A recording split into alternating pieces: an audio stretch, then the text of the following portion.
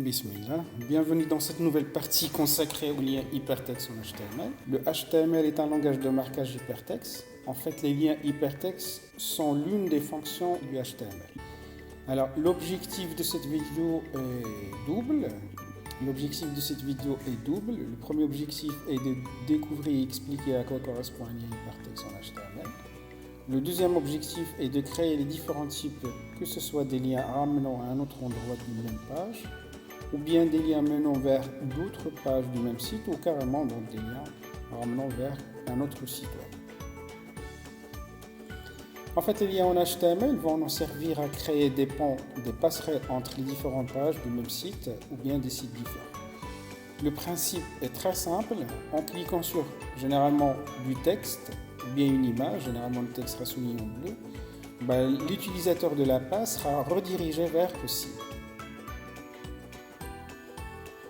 Alors principalement, il existe deux principaux types de liens hypertextes. Donc, que ce soit lorsque vous cliquez sur votre lien, vous serez ramené vers un endroit du même document, ce qu'on va appeler donc un lien interne, donc c'est ce qu'on va généralement appeler encre, ou bien un autre fichier situé sur le même ordinateur, ou si c'est un lien interne. Donc, principalement les liens internes, il y en a deux, que ce soit un lien sur la même page, dans la même page, ou bien un lien vers un autre fichier, mais du même serveur, du même machine.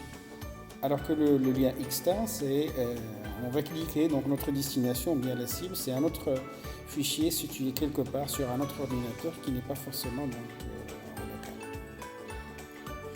Alors ça, c'est un exemple d'un site web.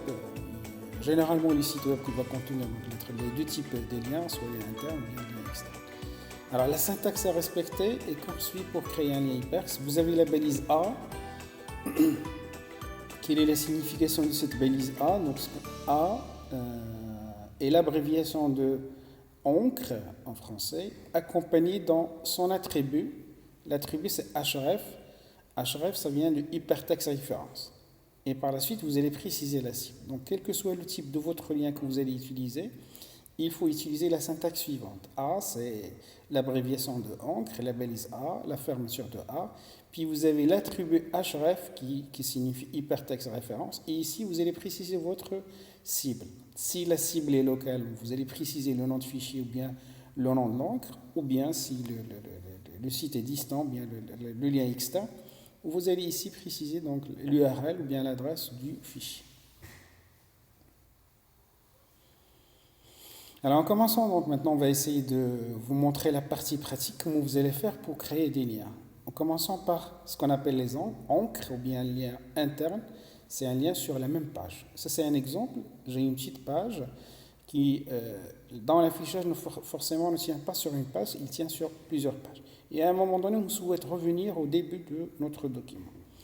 Alors les liens internes permettent de se déplacer à l'intérieur d'un fichier HTML sans que le visiteur soit obligé de faire un scrolling de la fenêtre.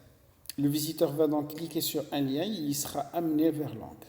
Pour cela, il y a deux étapes à respecter. Il faut définir la cible du lien, ou bien ce qu'on appelle l'encre. Donc, il faut respecter. Alors, pour créer ce qu'on appelle un lien interne ou bien encre, il y a deux étapes. Définir la cible d'un lien et associer à ce lien un autre encre. Alors, pour définir la cible d'un lien, vous allez passer, donc ça c'est un exemple, j'utilise la balise P, et je passe par l'attribut ID et je donne comme identificateur à ce paragraphe début. C'est juste un exemple. Supposons ça c'est le début de ma page. Au début, une fois que j'ai créé le paragraphe, j'associe à l'attribut ID la valeur début. Alors justement, à un moment donné, quelque part dans ma page, je souhaite revenir au début. Dans ce cas, je dois associer à cette encre un lien.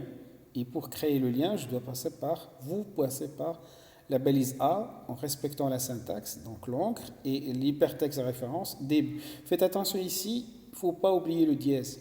Il faut écrire correctement, donc exactement le texte de l'identifiant, là la valeur de l'identifiant. C'est-à-dire si vous avez début avec E accent, il faut respecter exactement. Nous faites attention aussi aux espaces, il ne faut pas ajouter des espaces. Ce qui va me donner la chose suivante. Une fois que je clique sur début, je serai ramené au début de la page qui était identifiée par P et l'ID début. Alors ça, c'est la manière pour créer, donc à titre de résumé, pour créer Encre, il y a deux choses à respecter. Il faut définir la cible et par la suite, il faut associer à cette cible le lien. Alors maintenant, passons au lien interne. Toujours donc, on cherche à accéder à un autre fichier du même site. Donc lien interne, lien vers une page située sur le même répertoire. Alors toujours la même syntaxe, c'est A, encre et l'hypertexte référence avec le nom de fichier. Alors le nom de fichier list.html avec le fichier qui contient cette adresse sont dans le même répertoire. Et dans ce cas, je n'ai pas besoin de préciser le chemin. Ça, c'est le texte qui va accompagner le lien. Alors maintenant, deuxième exemple, lien vers une page située dans un autre répertoire différent. Alors la différence tout à l'heure, ici, il faut préciser quel est le chemin. Il faut indiquer le chemin du fichier cible. Troisième exemple, lien dans un même répertoire, mais vers une encre d'une même page. Donc, il y a href list, donc ça c'est le nom de fichier, c'est-à-dire dans le fichier HTML, je souhaite afficher exactement donc, la partie qui sera identifiée par début. Alors, quatrième exemple, lien dans un répertoire différent et vers une encre d'une même page.